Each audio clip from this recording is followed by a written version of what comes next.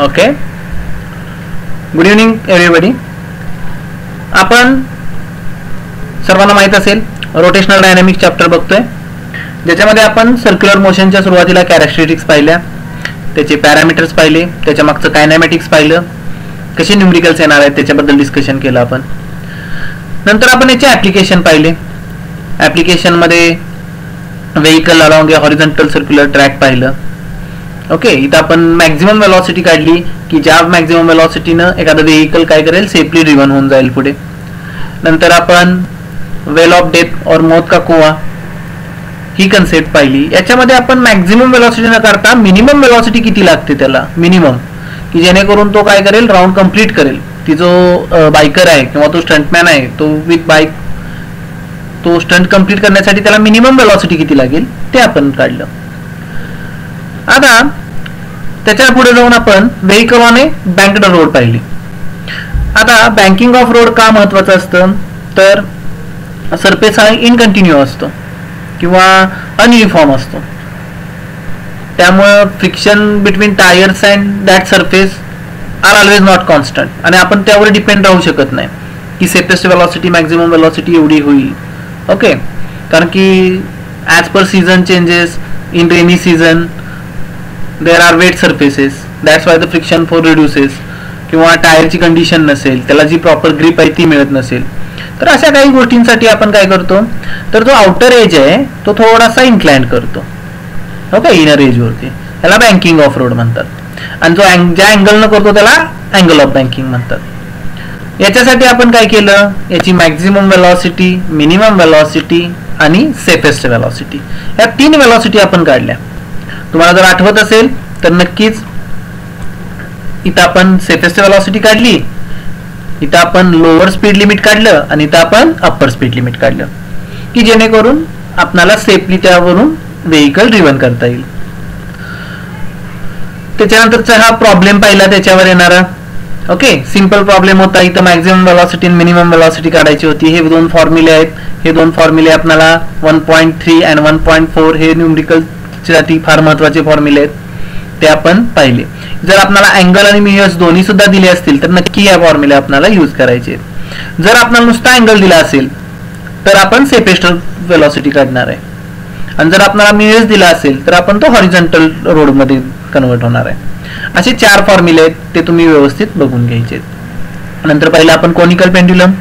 Okay, the unit mass और point mass और a bob is suspended by its inextensible string and the bob performs a horizontal circle, then the string produce a cone like structure, that's why it is called as conical pendulum. जर आपण pendulum बद्दल बोलतोय तर साहजिकच आपण त्याचा time period काढणार आणि त्याची फ्रिक्वेन्सी काढणार, जे आपण इथे डेरिव्हेशन काल पाहिलं. काय नाही बघा, त्यांना फक्त रिझॉल्व करायचं आहे. ओके, आणि रिझॉल्व करून आपल्याला सोडवायचं आहे. तुम्ही इनर्शियल फ्रेम ऑफ रेफरन्स पण काढा किंवा non inertial frame of reference पण काढा, शेवटी आन्सर तिथंच येऊन जाणार आहे तुमचं. ओके, मग आता T is equal to 2π under root L cos θ upon G, आणि तसंच फ्रिक्वेन्सीचा formula 1/2π under root G upon L cos θ. Reciprocal of time period घेणार ना आपण. एकदा टाइम पिरियड सापडला तर फ्रिक्वेन्सी काय अवघड नाहीये पुढे बघायला. त्याच्यानंतर हे मी तुम्हाला वाचायला सांगितलेलं, हे रीड आउट करा. ओके, ऍक्टिव्हिटी आहे इथं, ती सुद्धा रीड आउट करा. आणि हे न्यूमरिकल्स आपण आज घेणार आहे असं मी तुम्हाला सांगितलेलं. आता थोडे हे मोठे दिसायला दिसते न्यूमरिकल्स, पण यात एक्सप्लेनेशन दिले. न्यूमरिकल मध्ये जास्तीत जास्त एक्सप्लेनेशन केले, एक्सप्लेन केलाय तो न्यूमरिकल, त्यामुळे हा दिसायला मोठा दिसतोय. तसं पाहिलं तर जर आपल्याकडे फिगर असेल आणि जर आपल्याला एफबीडी काढता आली तर हा फार इझी प्रॉब्लेम आहे. ओके, तुम्ही जर दोन्हीकडे पण बघितलं, इथे बघा किंवा इथे बघा, आपण एफबीडीने सोडवतोय हा प्रॉब्लेम. ठीक आहे, आणि एफबीडीने सोडवतोय म्हणजे आपण काय करणार, फोर्सला रिझॉल्व्ह करणार, बॅलन्सिंग फोर्सेस काढणार, इक्वेशन काढणार आणि त्यांना सरळ डिवाइड करून टाकणार. याच्या व्यतिरिक्त काय करत नाही आपण. ठीक आहे, तर पहिला जो प्रॉब्लेम आहे एक्झाम्पल 1.4, हे मेरी गो राऊंड. आपल्या सगळ्यांना माहित आहे, हॉर्स बांध टाईप केलेले असतात, एक हॉरिझॉन्टल ऍक्सेल असतो. ओके, त्याला असे इन्क्लाइंड ऍक्सेल जोडलेले असतात किंवा इन्क्लाइंड रॉड जोडलेले असतात, आणि त्याला एक हॉर्स असतो ज्याच्यावर बसायला लहानपणी आपल्याला खूप आवडायचं, आपण फिरायचो ना त्यावर बसून. ठीक आहे, मग हा फिरताना हॉरिझॉन्टल सर्कल मध्ये फिरतो. ओके, हॉरिझॉन्टल सर्कल मध्ये फिरतो. आपल्याला याचं काय काढायला सांगितलंय, calculate the frequency of revolution of merry go round. म्हणजे आपल्याला फ्रिक्वेन्सी काढायची. हा एवढा मोठा जो प्रॉब्लेम आहे तो प्रॉब्लेम आपल्याला एक्सप्लेन करण्यासाठी हे एवढे वर्डिंग वगैरे वापरले. ओके, आणि हा एकदम सिंपल मध्ये आपल्याला काय काढायची आहे, त्याची फ्रिक्वेन्सी काढायची आहे. तर आपण स्टार्ट करूया. फ्रिक्वेन्सी काढायची आहे म्हटल्यावर आपल्याला आधी एफबीडी काढली पाहिजे छानशी, आणि मग आपण सेंट्रिपिटल फोर्सचे फॉर्म्युला वापरणार आणि त्यानुसार फ्रिक्वेन्सी काढणार. एकदम इझी प्रॉब्लेम आहे. Then check out it. A merry go round usually consist a central vertical pillar. Okay, एक सेंट्रल वर्टिकल पिलर घेतलाय. ठीक आहे. At the top of it there is a horizontal rod which can rotate about vertical axis. हा जो rod आहे तो vertical axis भोवती फिरतोय. ओके, हे एक्सप्लेन केले मेरी गो राउंड काय असतं नेमकं. At the end of the horizontal rod there is a vertical rod fitted like elbow joint. दिसतायत ना, हे एल्बो जॉईंट सारखे जोडलेत ना. ठीक आहे. At the lower end of each vertical rod there is a horse on which the rider can seat. आपण इथं बसू शकतो. As the merry-go-round is set into rotation, the vertical rod moves away from the axle by making some angle with the vertical. Vertical बरोबर काय होतं, त्याचा काही एक अँगल तयार होतो. सुरुवातीला तो असा असणार, पण जेव्हा तो फिरणार तेव्हा याचा सेंट्रिफ्युगल फोर्स याला बाहेर ओढणार, त्यामुळे एक अँगल बनवून हा रोटेट होतो. हा जो अँगल आहे हा थीटा दिला इथं. ठीक आहे. In figure above shows the vertical section of merry go round. एका मेरी गो राउंडचा काय घेतलाय, वर्टिकल सेक्शन घेतलाय. In which initially the vertical rods are inclined with vertical at the 37 degree. म्हणजे ह्या थीटाची किंमत दिली आहे बाळांनो, किती दिली आहे, 37 degree during the rotation. Calculate the frequency of revolution of the merry go round. आपल्याला काय काढायची आहे, तिची फ्रिक्वेन्सी काढायची आहे. आता इथं फॉर्म्युला दिला, use g is equal to pi square. g is acceleration due to gravity 9.81. pi square ची व्हॅल्यू पण जवळजवळ तेवढीच येते, त्यामुळे हे दोन्ही काय दिले आपल्याला, सेम दिले. ओके, हे नक्कीच लागणार आपल्याला कुठेतरी. And sine 37 is 0.6. आपला 37 इथं अँगल आहे ना, त्याचा साइन आपल्याला दिलाय. ओके, काय होतं, आपण जेव्हा स्टेट बोर्डचे प्रॉब्लेम सोडवतो तेव्हा आपल्याला कधी कधी लॉग टेबल सगळं मिळालंच असं नाही, आपल्याला लॉग आणि अँटी लॉग फक्त मिळाले. तर साइन कॉस टॅन कसं बघायचं किंवा काही क्रिटिकल गोष्टी कशा बघायच्या हे थोडंसं मुलांना अवघड जाईल, म्हणून हे ऑलरेडी दिलेलं असतं. साइन 37 और काही रेशो दिलेले असतात. ओके, 53, 37 हा यांचे रेशो दिलेले असतात, त्यामुळे इझी जातं फार. आता साइन 37 इज किती दिले आपल्याला, 0.6. ठीक आहे. Length of the horizontal rod, horizontal रॉडची लेंथ दिले 2.1. दिसते ही हॉरिझॉन्टल रॉडची 2.1 दिली आहे. Length of initially vertical rod. Okay, हा जो वर्टिकल रॉड आहे याची लेंथ दिली 1.5 मीटर. ओके, आणि अँगल दिलाय 37 डिग्री. हे गिवन झाले आपले. ओके, सुरुवातीला आपण कायम गिवन लिहितो. गिवन सापडले आपल्याला हा हॉरिझॉन्टल डिस्टन्स मिळालाय, हा डिस्टन्स मिळालाय वर्टिकल वाला. ओके, तो व्ही ने दाखवलाय इथं. ओके, लेंथ आहे त्यामुळे एल ने दाखवली तरी चालेल, काय प्रॉब्लेम नाही. The radius of horizontal circular motion of the rider is. आता हा जो रायडर आहे तो हा सर्क्युल कंप्लीट करतोय. Okay, this orbit on which the rider is revolving. Okay, हा सर्कल आहे, याची ही रेडियस आहे. मग आता रेडियस मला जर काढायची असेल तर मला काय करायला लागेल, हा 2.1 आहे तो एवढा आहे, त्याच्यामध्ये हा डिस्टन्स ऍड करावा लागेल. आता हा डिस्टन्स ऍड करण्यासाठी काय केलं मी, हा एक ट्रायंगल कन्सिडर केला. दिसतोय सगळ्यांना ट्रायंगल. ओके, हा राईट अँगल ट्रायंगल आहे. ओके, याचा साइन, याची अपोजिट बाजू मला काढायची आहे ना. जर साइन थिटा घेतला तर अपोजिट साइड डिवायडेड बाय हायपो, म्हणजे हायपोनं जर साइन थिटाला मल्टिप्लाय केलं तर मला अपोजिट साइड मिळून जाईल.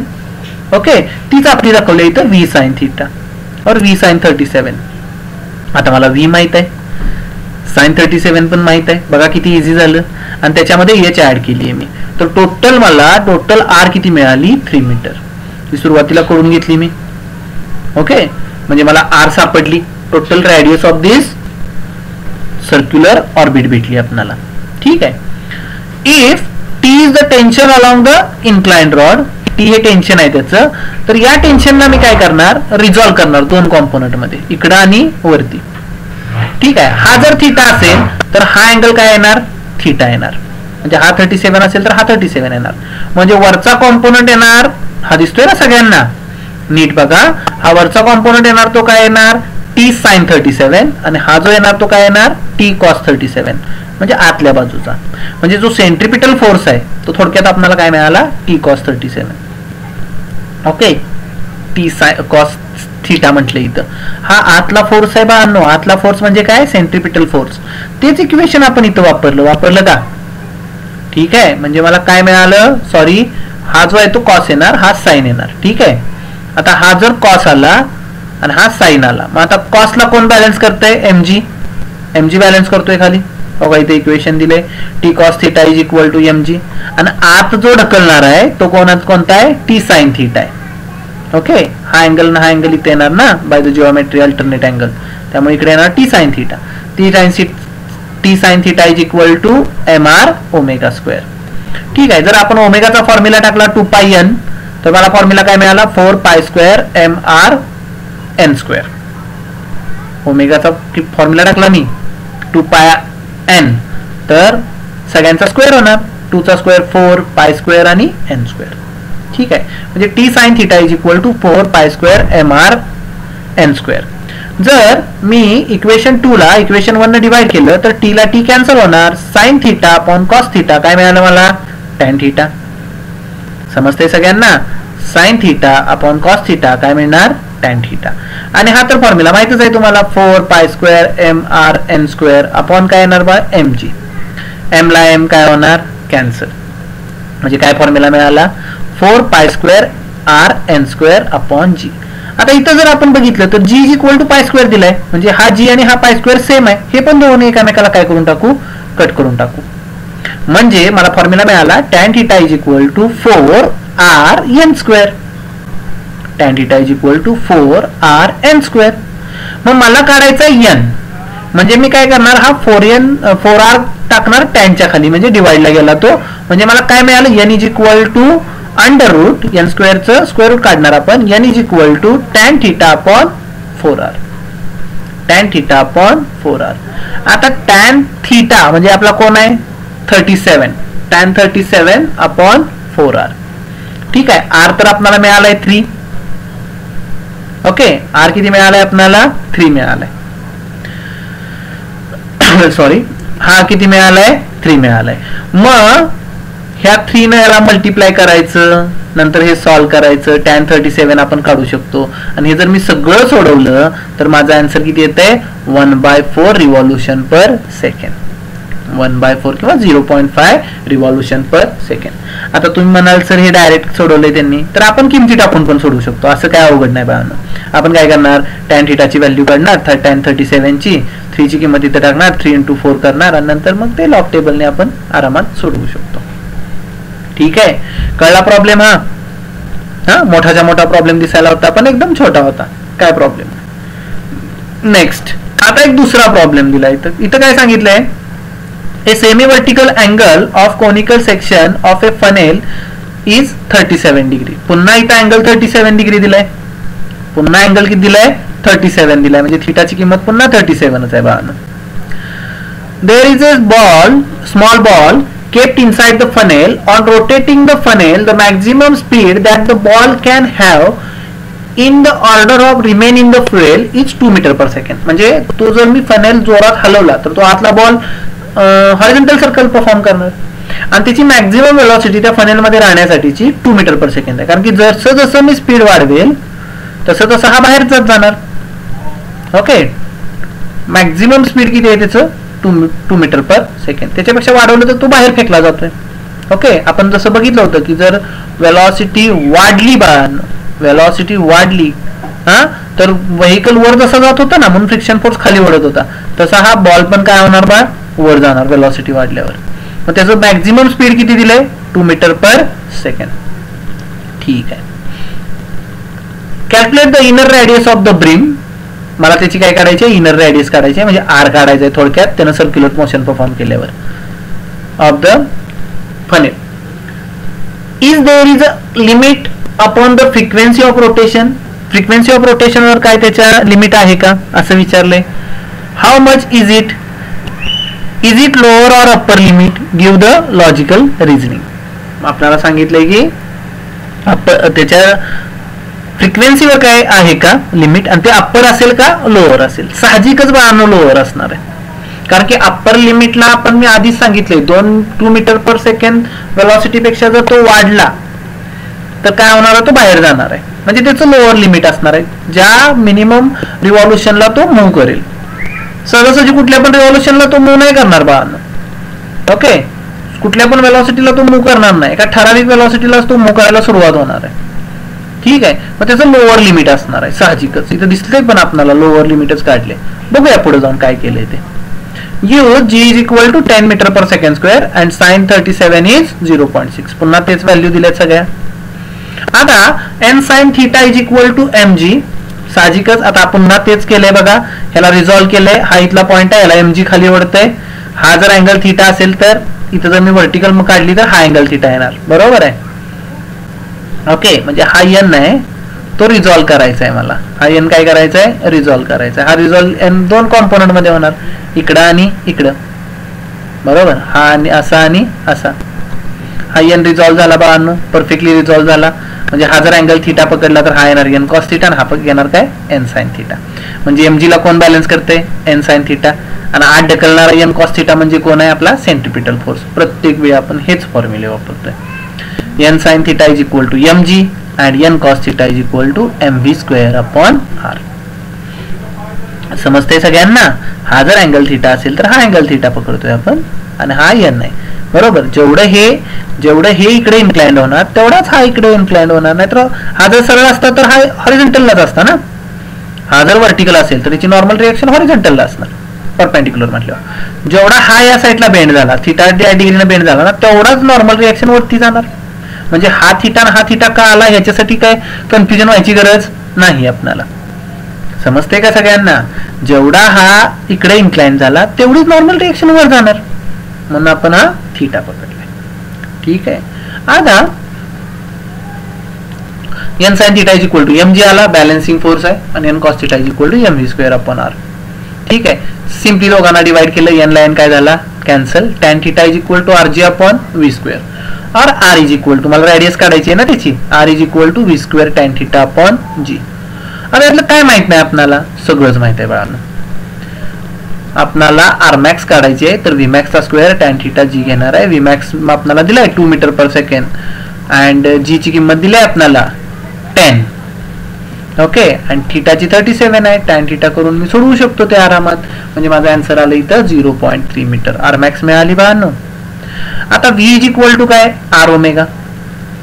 हे माहित आहे आपल्या सगळ्यांना. v इज इक्वल टू काय, r ओमेगा. मग ओमेगाची किंमत टाकली तर 2 पाय n, म्हणजे फॉर्म्युला काय मिळाला, v इज इक्वल टू 2 पाय rn.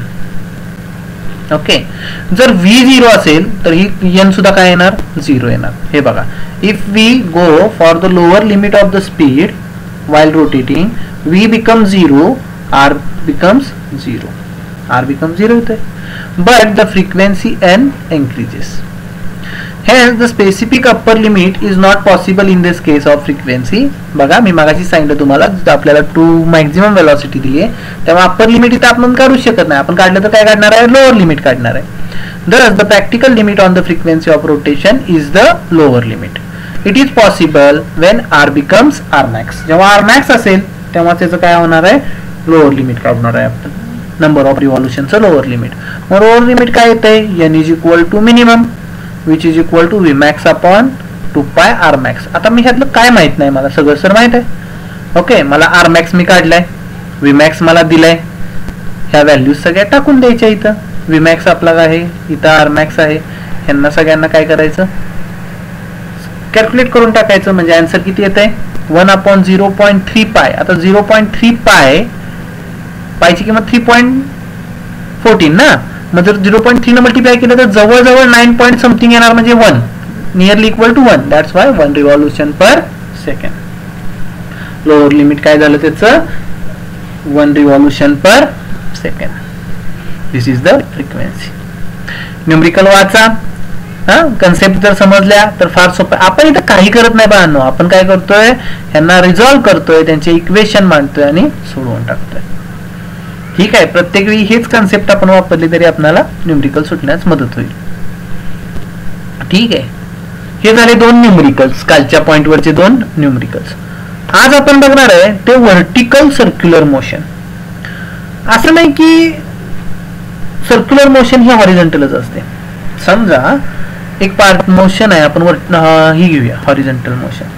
इथे बघा ह्या पॉइंटला पण जी खालच्या बाजूला ऍक्ट होतोय, या पॉइंटला पण खालच्या बाजूला ऍक्ट होतोय, या पॉइंटला पण खालच्या बाजूला ऍक्ट होतोय, सगळीकडे जी खालच्या बाजूला ऍक्ट होतोय. बरोबर, म्हणजे सगळ्यांवरती जी कॉन्स्टंट आहे. प्रत्येक पॉइंटच्या प्रत्येक डायरेक्शन त्याची डाऊनवर्ड डायरेक्शन. पण जेव्हा एखादी व्हर्टिकल सर्क्युलर मोशन असते, हे दिसते का व्हर्टिकल सर्क्युलर मोशन, म्हणजे असं इथं पकडला, एक थ्रेड पकडूया, त्याला एक मास टाईप करूया आणि त्याला व्हर्टिकली फिरवूया. असं असं फिरवतोय का मी, असं फिरवलं समजा, तर या पॉइंटला जी बघा, या पॉइंटला जी बघा आणि या पॉइंटला जी बघा. प्रत्येक ठिकाणी हाईट डिस्टन्स चेंज होतोय आणि डिस्टन्स चेंज झाला तर जी चेंज होतो. आपला फॉर्म्युला माहित आहे तुम्हाला, आपण ग्रॅव्हिटेशन चॅप्टर पाहिलाय. मग इथं काय होतं, ऍक्सिलेशन ड्यू टू ग्रॅव्हिटी ही वेगवेगळ्या पॉइंटला वेगवेगळी ऍक्ट होती. आणि त्यात पण जेव्हा हा बॉटम टू टॉप जातो तेव्हा ऍक्सिलेशन ड्यू टू ग्रॅव्हिटी खाली ओढत असते, आणि टॉप टू बॉटम येतो तेव्हा ऍक्सिलेशन ड्यू टू ग्रॅव्हिटी पुन्हा खालीच ओढत असते. म्हणजे इथं ते रिटार्डिंग होतंय बा, इथं दिलंय बघा रिटार्ड्स होतं इथं, आणि इथं काय होतंय, ऍक्सिलरेट होतंय by only the help of acceleration due to gravity. Actually दोन प्रकारच्या मोशन आहेत ना व्हर्टिकल मोशन. एक म्हणजे तुम्ही जर समजा एखादा हे आहे, काय म्हणतो आपण त्याला, आकाशपाळणा म्हणतो मराठीत सांगायचं झालं तर, खूप मोठा असतो, त्याला आपण इलेक्ट्रिक मोटर्सनी वर्कआउट करतो. ती कंट्रोल्ड व्हर्टिकल सर्क्युलर मोशन आहे बघा. त्याला कंट्रोल असतं, त्याला कंटिन्यू एक फोर्स लागत असतो थांबवण्यासाठी सुद्धा आणि ऍक्सिलेट करण्यासाठी सुद्धा. तिथं फक्त ग्रॅव्हिटेशनल फोर्स एवढा इफेक्ट करत नाही, तिथं ऑलरेडी एक एक्सटर्नल फोर्स अप्लाय होतो. पण एक दुसरी मोशन असती ती प्युअरली ग्रॅव्हिटीवर अवलंबून असते. फॉर एक्झाम्पल एखादं युनिट मास आपण एखाद्या थ्रेडला अटॅच केलं, टाय केलं, आणि जर मी व्हर्टिकली फिरवलं, मी हातात धरून फिरवतोय, व्हर्टिकली फिरवलं, तर याच्यावर जे ऍक्ट होतं ते प्युअरली ग्रॅव्हिटीचा फोर्स ऍक्ट होतो. इथं आपण दुसरा फोर्स कुठला लावत नाही. सुरुवातीलाच जो बॉटम पोझिशनला जो मी फोर्स अप्लाय करीन तेवढाच, तिथून पुढे हा टोटली चालतो, तो कशावर चालतो, ग्रॅव्हिटीच्या फोर्सवर चालतो. तर अशा मोशनचा आपल्याला अभ्यास करायचा आहे. तुम्ही जर हे दोन पॅराग्राफ वाचले तर तुमच्या लक्षात येईल. पहिली कंट्रोल्ड व्हर्टिकल मोशन आहे आणि दुसरी कुठली आहे, the vertical circular motion controlled only by the gravity. आणि आपण जे स्टडी करणार आहे ते ओनली बाय द ग्रॅव्हिटी करणार आहे. Okay, during the motion there is a interconversion of kinetic energy and gravitational potential energy. काय होणार हो का, आपण जर विचार केला तर टोटल एनर्जी कायम कॉन्स्टंट असते. टोटल एनर्जी ही कॉन्स्टंट असते. जेव्हा आम्ही व्हर्टिकल सर्क्युलर मोशन परफॉर्म करतोय, हे वाक्य माझं कायम लक्षात ठेवा बाळांनो, जेव्हा मी व्हर्टिकल मोशन परफॉर्म करतोय एखाद्या पार्टिकलची, तर प्रत्येक पोझिशनला, मी पुन्हा सांगतोय, प्रत्येक पोझिशनला टोटल एनर्जी कॉन्स्टंट राहील, कॉन्झर्व राहील. पण त्याची पोटेन्शियल एनर्जी आणि कायनेटिक एनर्जी साहजिकच चेंज होणार. बॉटम पोझिशनला जर तुम्ही म्हटला तर बॉटम पोझिशनला त्याची पोटेन्शियल एनर्जी जवळजवळ, आपण जर सरफेस जर तोच पकडला तर डिस्टन्स 0 आहे. आणि जो आपला फॉर्म्युला असतो पोटेन्शियल एनर्जीचा mgh, याच्यात 0 झाली ना तुमची. म्हणजे बॉटम पोझिशनला त्याला सगळीच्या सगळी एनर्जी ती असणार आहे, ती कुठली पकडणार आपण, कायनेटिक एनर्जी पकडणार. ओके, जर असं आपण लॉजिकली विचार केला तर. आणि जर आपण टॉपमोस्टला गेलो, समजा असा आपण एवढाच फोर्स लावला की तो पार्टिकल फक्त वरती जाईल, त्याची मिनिमम वेलॉसिटी पकडू वरची, त्यावेळी त्याची कायनेटिक एनर्जी वर 0च आहे ना, का आता तो खाली येणार आहे जस्ट. मग तिथं झाल्यावर त्याची वेलॉसिटी 0च आहे, जवळजवळ टेंड्स टू 0 आहे.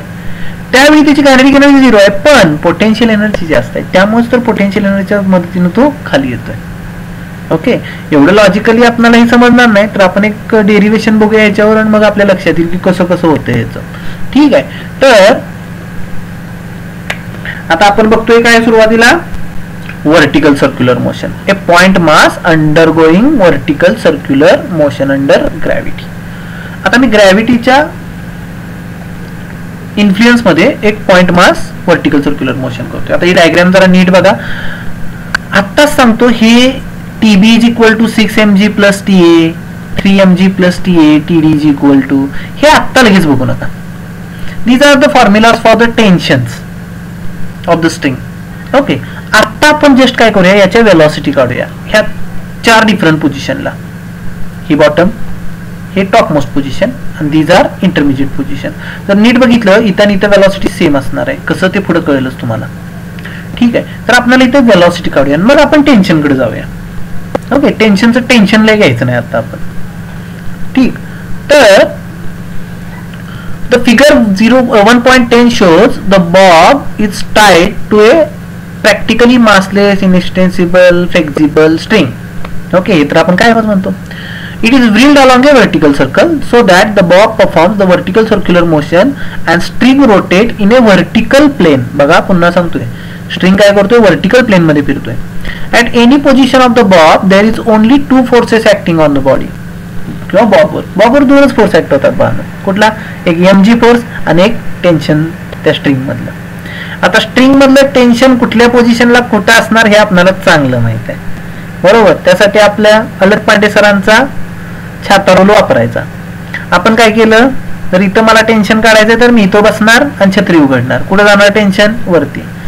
इथं काढायचं असेल तर इथं बसणार आणि स्ट्रिंग अलॉंग मी छत्री उघडणार. कुठं जाणार ते, या डायरेक्शनला.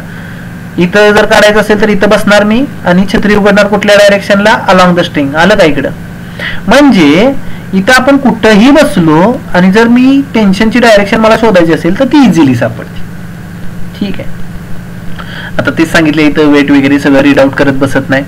ठीक आहे, तर आपण याची काय करूया, FBD पाहूया. तर पहिल्यांदा समजा मी कुठं पकडूया, ए पॉइंटला. बघूया का, ए पॉइंटला टॉप मोस्ट पोझिशनला.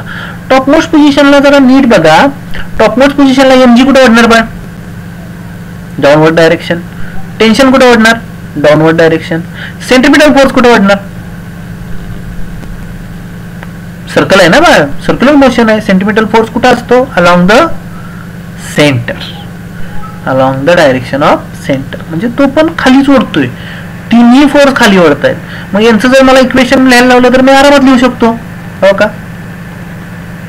हो का, इथे दिसतंय uppermost position, both weight and mg and force due to tension a act downward, that is towards the centre. In this case the resultant is use to only as a centripetal force. म्हणजे तुमचा centripetal force is equal to काय येणार, हे दोघं खालीच आहेत ना, त्यामुळं या दोघांची काय होणार, सिम्पली ऍडिशन होणार. आपण शिकवले कसं काढायचं. मग फॉर्म्युला येणार mv square upon r is equal to mgt. आता इथं ए पोझिशनला आहे म्हणून व्ही ला VA म्हटलंय आणि टी ला TA म्हटलंय. त्याला लय काय असं वेगळं घाबरून जायची गरज नाही. The radius r of the circular motion is the length of the string. For the minimum possible speed at the point on, or if the motion is to be released with minimum possible energy, खूप कमी possible energy घेतोय मी, म्हणजे tends to 0, जवळ जवळ 0 घेतोय. जर मी 0 घेतली तर आपला TA काय झाला, इथं 0 TA जर झाला असेल, मी मिनिमम पॉसिबल एनर्जीला म्हटलंय बरं का बाळांनो. मिनिमम पॉसिबल एनर्जी म्हणजे इथली कायनेटिक एनर्जी किंवा इथला जो टेन्शन आहे तो जवळजवळ टेन्स टू 0 पकडतोय मी. जवळजवळ 0 पकडतोय. मग इथली मला वेलॉसिटी काढायची आहे. काय अवघड नाही बाळांनो वेलॉसिटी काढणं. हे बघा TA आला 0. Okay, then mg is equal to mva square upon r. m ला m काय होणार, कॅन्सल. बरोबर, म्हणजे इक्वेशन काय मिळालं, g is equal to v square va square upon r. दिसतंय का, इथं दिलं नाही, डायरेक्ट दिले va square upon r. r इकडे आला, gr झाला. बरोबर, हा TA तर कॅन्सलच झालाय ना आपला, 0 झालाय. m ला m पण कॅन्सल झालाय, म्हणजे r इकडे आल्यावर काय होणार, gr. आणि va काढण्यासाठी त्याचं अंडररूट केलं, मिळाला का, va मिनिमम वेलॉसिटी. ज्या मिनिमम वेलॉसिटीला हा जस्ट लूप सर्क्युलर मोशन तयार करू शकतो, व्हर्टिकल सर्क्युलर मोशन. ही मिनिमम पॉसिबल कंडिशन आपण बघतोय. ठीक आहे, va minimum is equal to under root rg. Clear सगळ्यांना, पहिला पॉइंट क्लिअर झाला. आता इथं वेलॉसिटी सापडली मला, आता इथं काढायची आहे. एकदा एकाच पॉइंटची सापडली की बाकीच्या पॉइंटची शोधणं काय अवघड नाही. आणि मी तर म्हणेन तुम्हाला की तुम्ही त्यांचे फॉर्म्युले पाठ करा, आणि फॉर्म्युले तर इतके इझी आहेत की तुम्ही 1 दिवसातच लक्षात ठेवून टाकतील. म्हणजे त्याच्या मागचे कन्सेप्ट क्लिअर राहतील, तुमचे फॉर्म्युले पार्ट राहतील, म्हणजे त्याचा काही न्यूमरिकलला सुद्धा तुम्हाला प्रॉब्लेम येणार नाही. तर लोअर मोस्ट पोझिशन बी आहे. आता बी पोझिशनला मला काढायचं आहे. आता इथं जर बघितलं तर एमजी खाली वळतंय, टेन्शन वर वळते. बघा एमजी खाली वळते, टेन्शन वर वळते. हे नका आता बघू, हे जर मी मेगाशी सांगितलं, हे आता नाही बघायचं, हे नंतर आपण प्रूफ करून दाखवू. ठीक आहे. तर एमजी खाली वळते, टेन्शन वर वळते छाता रूल प्रमाणे. आता एम व्ही स्क्वेअर आर आत वाढणार, मग M V square R is equal to काय येणार, आत वाढणार टेन्शन मायनस काय एमजी. एमजी ची डायरेक्शन अपोजिट आहे ना, that's why M V B square upon R is equal to T minus MG. समजते का सगळ्यांना? while coming down from the uppermost to the lowermost point. Me uppermost point पासून कुठे आलोय, lowermost point. The vertical displacement is 2r. बघा ना बघा, vertical displacement किती झाली, हा r आहे ना, हा r आणि हा एक r, म्हणजे 2r डिस्प्लेसमेंट झाली. म्हणजे इथून इथपर्यंत येण्यासाठी त्यानं 2r डिस्टन्स खाली आला तो, म्हणजे त्याची पोटेन्शियल एनर्जी त्या पद्धतीने कमी झाली ना, आणि तीच कन्वर्ट होणार आहे कायनेटिक एनर्जी मध्ये. बरोबर आहे का? कारण की टोटल एनर्जी काय असते बाय, कॉन्झर्व्ड असते.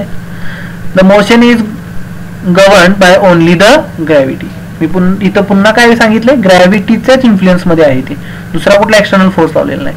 हे the corresponding decrease in gravitational potential energy is converted into kinetic energy. आपण जे बडबडतोय तेच इथे लिहिलंय. ठीक आहे. दॅट्स वाय पोटेन्शियल एनर्जी किती चेंज झाली बाय, एम जी. डिस्टन्स किती, एच किती, आर आणि हा आर म्हणजे 2r.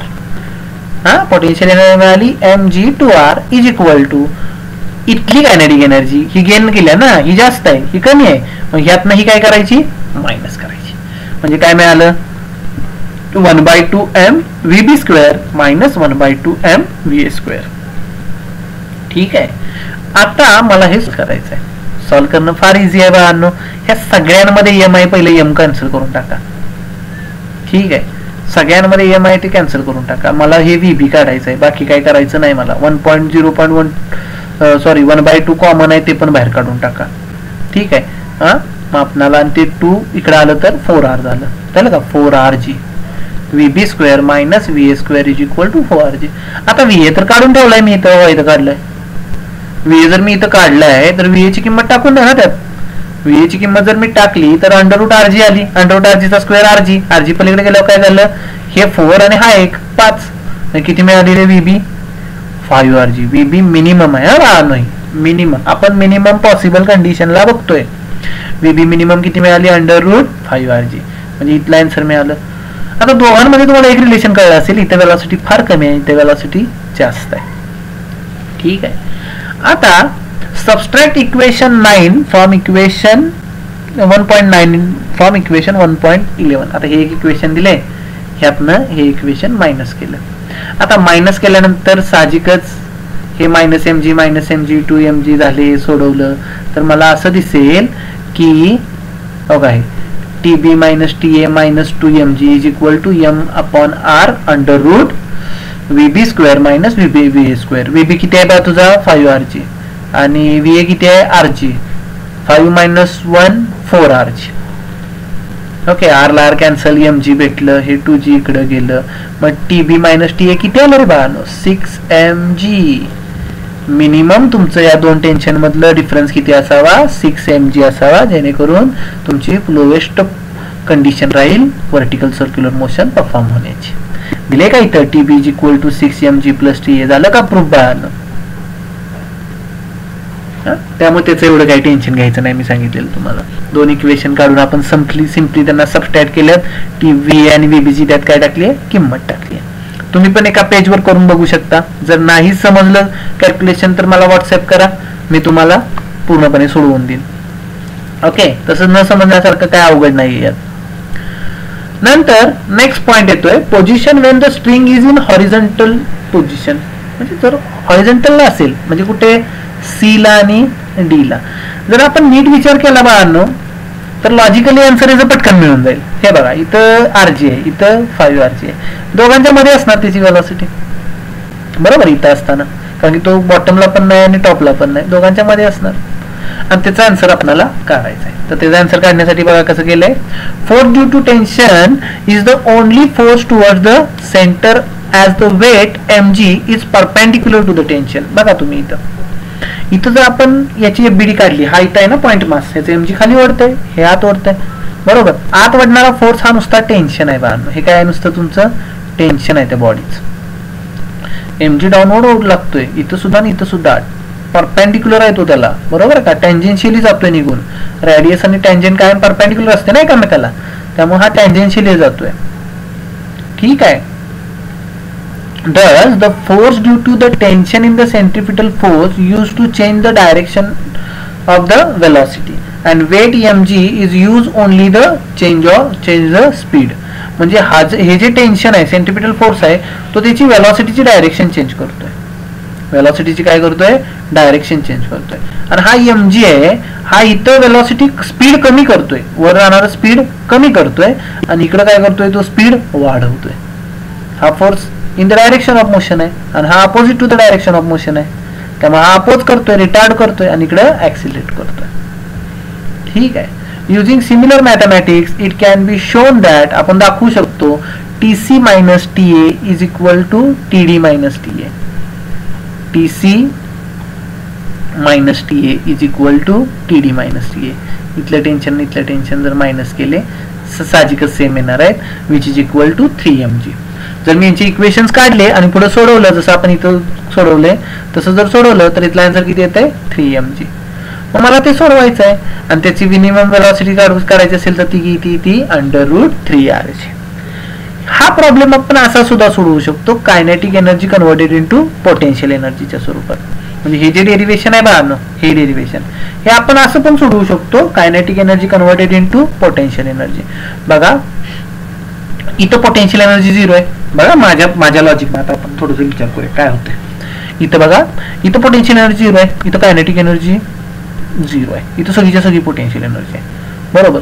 आता तो इथून इथं आला म्हणजे त्याची काहीतरी कायनेटिक एनर्जी कमी झाली ना, सॉरी पोटेन्शियल एनर्जी कमी झाली, कायनेटिक एनर्जी वाढली. तर मी हे दोन इक्वेशन एकामेकाशी लिहिले, जशी इथे लिहिलेत आपण मग अशी. बघा इथं mg2r च्या ऐवजी काय येणार, mgr येणार. जर आपण असा विचार केला तर mgr इज इक्वल टू काय, इथली कायनेटिक एनर्जी मायनस इथली कायनेटिक एनर्जी. आणि जर मी सोडवलं बाळांनो तर मला आन्सर 3rg येते. बघा मी पुन्हा काय सांगतोय, काय करायचं, जसं आपण इथं केलं ना मगाशी, potential energy is nothing but change in kinetic energy. मी काय करायचं, इथली कायनेटिक एनर्जी म्हणजे इथली कायनेटिक एनर्जी काय येणार, 1/2 mvc². VB च्या ऐवजी काय म्हणूया, vc², आणि इथं काय येणार 1/2 mva² is equal to mg2r येणार का, इथं नाही, तर इथं किती येणार, एकच आहे ना डिस्टन्स, rच आहे, त्यामुळे इथं डिस्टन्स काय येणार, mgr. जर mgr घेऊन मी हे सोडवलं तर तुम्ही सोडवून बघा बाळांनो, तुम्हाला नक्की आन्सर मिळून जाईल √3r. म्हणजे ते पण एकदम सॉल्विंगला सोपं आहे. म्हणून तर त्यांनी ते न सोडवून देता काय सांगितलंय, युजिंग सिमिलर मॅथमॅटिक्स, सेम वरच्या सारखं करायचंय. ओके, फक्त इथं 2r च्या ऐवजी r घ्यायचा आहे. नक्की सगळ्यांनी सोडवा. नाही सुटलं, नाहीच काही समजलं तर लास्ट पर्याय तुम्ही व्हॉट्सअप करा, सर अजिबात समजत नाही म्हणून. Point number 3, position Wien string is horizontal at C or D, मी तुम्हाला सोडवून देईल. ठीक आहे. आता कुठल्या पण एखाद्या आर्बिटरी पोझिशनला, म्हणजे काय इथं पकडा दिसते नाही, हा इथं पकडा, हे फार मजेशीर आहे बरं त्या बाळांनो. हा अँगल अल्फा आहे, बरोबर. हा इथे अँगल हा 0 असणार आहे, बॉटम पोझिशनला अल्फा 0 असणार आहे, इथं तो अल्फा तयार झालाय. किंवा हा बीटा इथं 0 असणार आहे, इथं बीटा तयार झालाय, लक्षात येते. तर हा जो अल्फा आहे त्यामुळे हा mg दोन कॉम्पोनंट मध्ये रिझॉल्व्ह होणार, mg cos θ आणि mg sin θ. इथं अल्फा म्हणले म्हणून mg cos अल्फा आणि mg sin अल्फा. आता ह्या टेन्शनला हा mg cos अल्फा अपोज करतोय, इथं सुद्धा मी इक्वेशन लिहू शकतो बाळांनो यांच्या आरामात, समजतंय. आणि हा mg sin अल्फा काय करतोय, तर हा अपोज करतोय टू द स्पीडला काय करतोय, तो अपोज करतोय, रिटार्ड करतोय ना इकडं. ठीक आहे. At any arbitrary position, force due to the tension and weight are neither along the same line. आहेत का, नाहीत, अजिबात नाहीत. म्हणून तर आपल्याला त्यांना काय करावं लागलं, रिझॉल्व्ह करावं लागलं. Nor perpendicular. The tangential component of the weight is used to change the speed. Tangential component of weight काय करतोय, तो used to change the speed, आहे का. स्पीडला तो काय करतोय, कमी करण्याचा प्रयत्न करतोय. It decrease the speed while going up and increase while coming down. इथं बघा खाली येताना हा स्पीड वाढवतोय आणि वर जाताना स्पीड कमी करतोय. किती छान आणि सिंपल होता हा पॉइंट. याच्यामध्ये आपण खूप काय काय काय काय बडबडलो. ही डायग्राम सगळ्यांच्या लक्षात आली का? हे कळलं का सगळ्यांना? TB is equal to 6mg plus TA कसं आलं ते आपण इथं एक्सप्लेन केले बघा. बघा इथं केले ना, सिम्पली दोन इक्वेशन काढून त्यांना सबस्ट्रॅक्ट केले. नंतर हे पण तुमच्या लक्षात आलं असेल. मी हे इथं सोडवायचं तुम्हाला सांगितले. होमवर्क आहे आजचा, तो सगळ्यांनी करायचा प्रयत्न करा, नक्की समजेल सगळ्यांना. ओके ठीक आहे.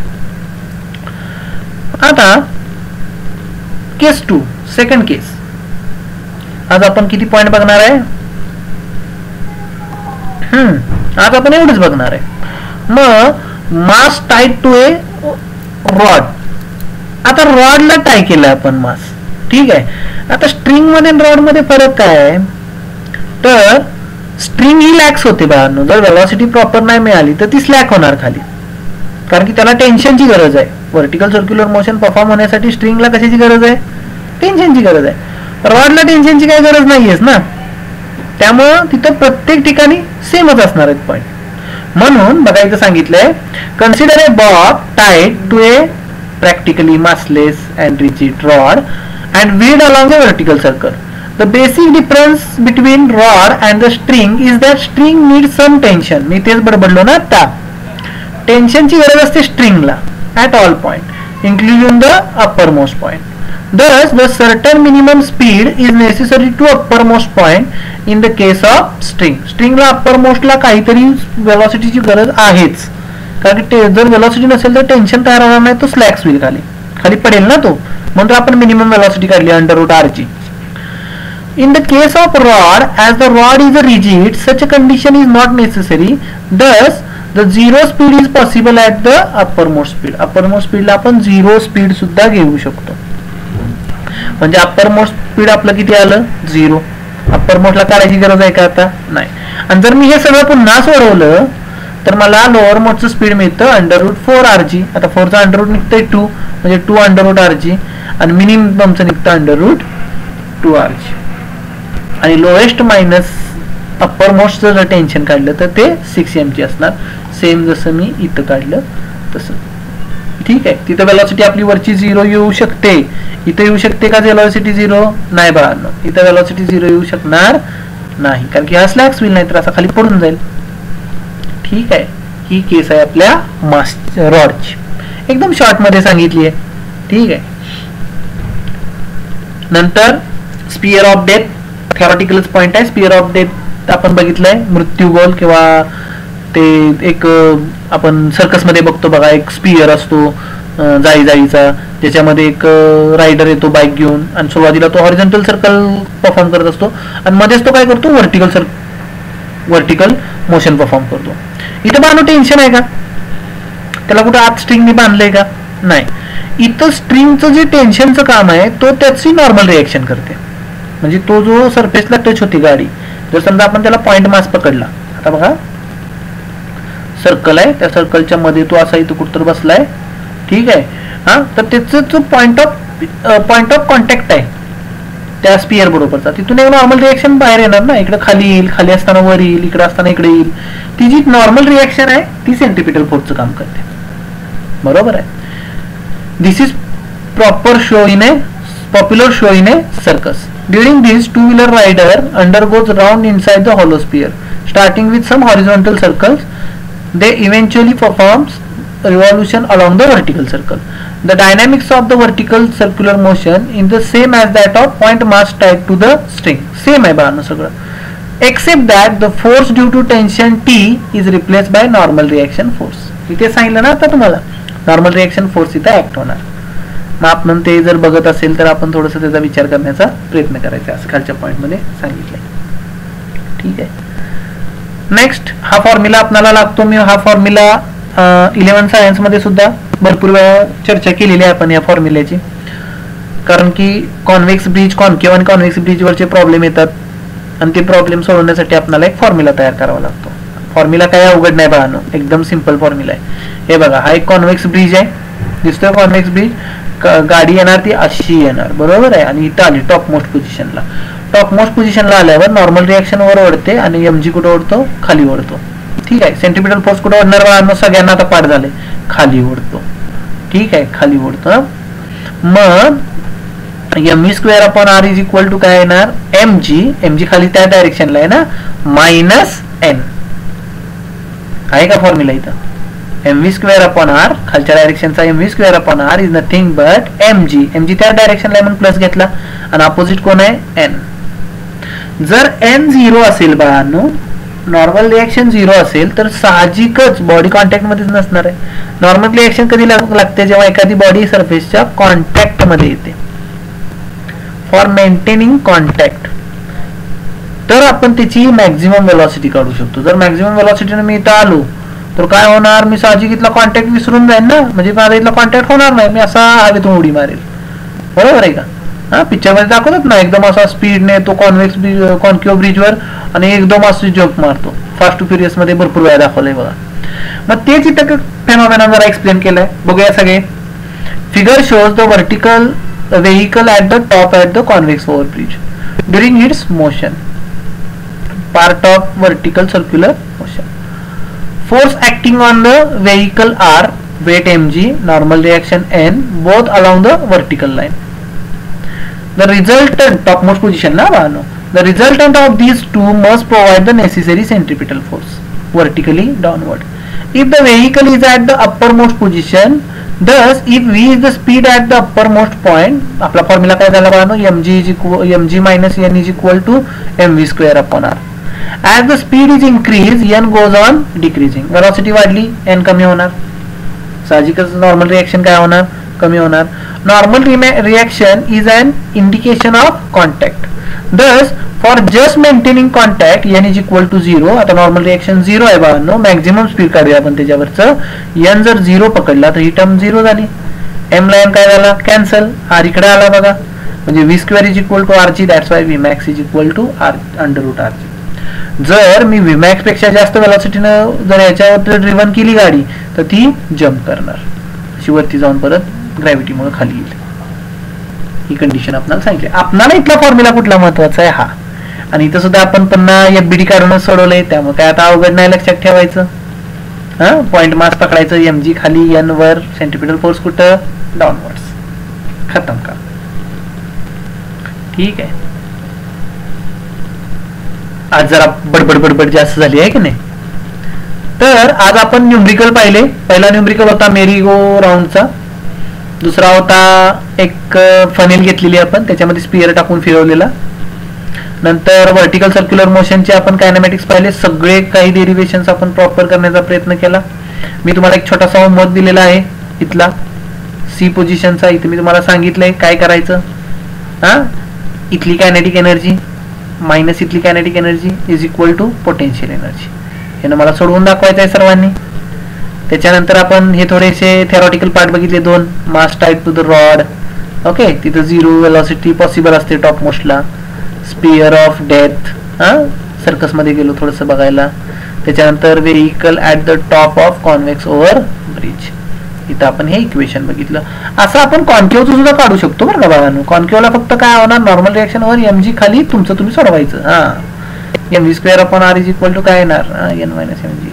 मी नाही सांगणार. ओके, आता इथे एक प्रॉब्लेम आहे, आज रीड आउट करा.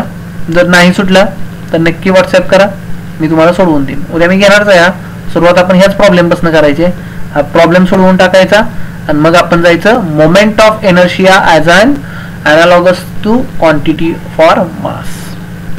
What is mean by moment of inertia. काही विद्यार्थ्यांना मी मोमेंट ऑफ इनर्शिया बद्दल ऑलरेडी शिकवून झालेलं आहे, त्यांचं रिव्हिजन होईल. पण बाळांनो, it is important thing, revision झाले तरी चांगलं लक्ष द्या त्याच्याकडं. ओके, मोमेंट ऑफ इनर्शिया खूप महत्वाची कन्सेप्ट आहे, ज्याच्यामध्ये सिस्टीम ऑफ पार्टिकल्स काय होतात, रोटेट होतात. System of particles along an axis. जे विद्यार्थी नवीन आहेत त्यांनी एक लक्षात ठेवा, तुमचा ॲक्सिस त्या प्लेनशी कुठल्या रिलेशन मध्ये हे आधी शिकायचं तुम्ही. बघा मी पुन्हा काय म्हणतोय, द ॲक्सिस ऑफ रोटेशन आणि प्लेन ऑफ द बॉडी या दोघांमध्ये काय रिलेशन आहे हे आधी शिकायचं बघायला. ते परपेंडिक्युलर आहेत पॅरलल आहेत का कसे, जर एकतर परपेंडिक्युलर असतात किंवा एकतर पॅरलल असतात, मग ऍक्सिस ऑफ रोटेशन कुठून जातोय बॉडीच्या त्याच्यावर सगळ्या गोंधळ ठरलेला आहे आपला. मोमेंट ऑफ इनर्शिया अतिशय सोपा कन्सेप्ट आहे जो खूप सारे प्रॉब्लेम सॉल्व्ह करायला मदत करतो आणि खूप इझिली अंडरस्टँड होतो. ठीक आहे, मग आपण मोमेंट ऑफ इनर्शिया पाहायचा आणि त्याचे ऍप्लिकेशन्स पाहिजे.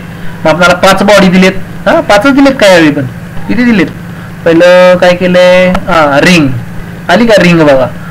हे मागचे जे डेरिव्हेशन दिले नव्हते यावेळी डेरिव्हेशन दिलेत, आपण हे डेरिव्हेशन ऍक्च्युअली लिहून देतो मुलांना काय.